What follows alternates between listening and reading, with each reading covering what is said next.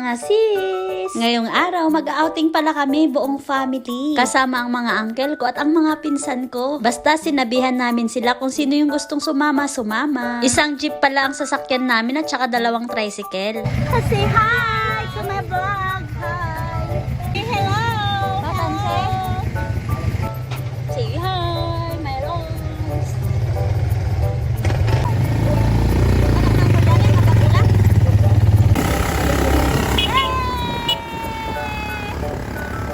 Dito pala kami nag-outing sa Dreamland Farm Resort. Dito lang to sa Labnoy, San Jacinto, Pangasinan. Narentahan pala namin ang buong resort sa halagang 3,500 pesos lang. Kaya kahit ilan kami, hindi na binibilang yun kasi buong resort na yung narent namin. Syempre, nagdala din kami ng mga kakainin namin, madaming pagkain. Pagkain talaga, pagkain.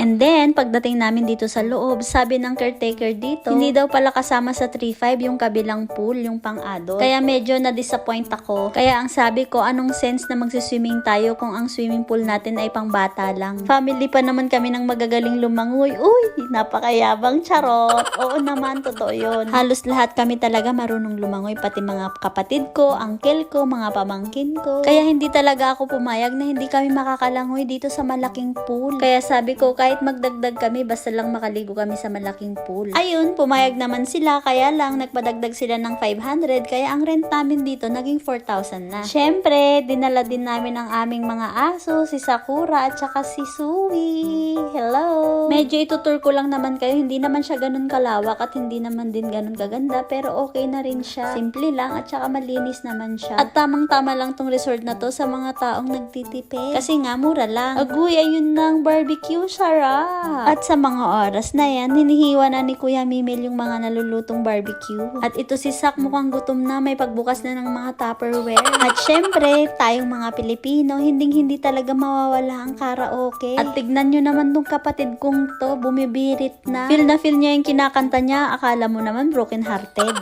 Kasama din pala namin ang lola ko, yan siya yung nakapula. And kasama din namin yung mga kapatid ng bayaw ko, ang asawa ng kapatid ko. At ito nga palang napakaganda kong hipag, ang asawa ng kuya ko. Ang nag-iisa kong kuya nga pala yung katabi niya, ayan, may pagsubo-subo pa. Apaka-sweet naman yarn. Tignan nyo naman, enjoy na enjoy ang mga bata sa pagsiswimming nila kahit umuulan. And syempre, enjoy na enjoy din kami. Yan pala yung mga oras na niyaya ko yung dalawa kong kapatid na babae, si Ate Russell at saka si Ikay. Niyaya ko lang naman silang magkarera kaming tatlo. Pabilisang lumangoy, kung sino yung unang makarating doon sa dulo, siya ang panalo. Pambihira. Ako ang nagyaya sa kanila, alam nyo ba? Ako ang natalo. Akala ko pa naman napakagaling ko ng lumangoy. Yun pala, mas magaling pa sila. Ang nanalo pala ay ang ate ko, pangalawa si Ikay, tas panghuli ako. Ito naman si Sak, dahil sa hindi siya marunong lumangoy. Dito siya nakikilangoy sa mga swimming pool ng pambata.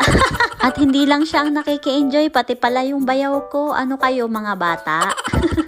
O, tignan nyo naman si Sak, halatang enjoy na enjoy siya sa swimming pool ng pambata. Pinapaahon ko na at kami magbibihis na. Abay, ayaw pa, ang hirap paahunin. Ayan, at may palangoy-langoy pa siya. Akala mo naman malalim yung nilalangoyan niya. Uuwi na pala yan kinabukasan sa Olongapo, kaya siguro ini-enjoy niya yung mga moments niya dito sa Pangasinan. Itong uncle ko na to, halatang enjoy na enjoy siya. Tignan nyo naman, sayaw ng sayaw, kanina pa yan. Sinasayawan niya ang tatay ko, kaya nakakatawa talaga. Kaya itong tatay ko napatayo na din at sumayaw na din.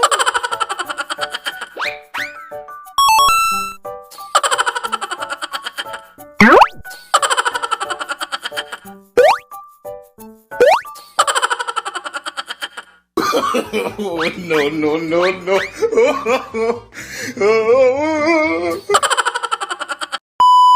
Hanggang dito na lang yung vlog ko. Salamat po sa palagi niyong panonood. At nagsasorry na agad ako sa inyo kasi mga late na tong mga ina-upload ko. Huwag po kayong mag-alala at minamadali ko na talaga ang pag-i-edit ko. Nang sa ganun, makapag-vlog na din ako ng updated dito sa Madrid, Spain. Syempre naman, sayang naman yung mga memories ng bakasyon namin sa Pilipinas kung hindi ko i-edit at i-share sa inyo. Hanggang dito na lang. Thank you for watching. See you on my next vlog. I love you all.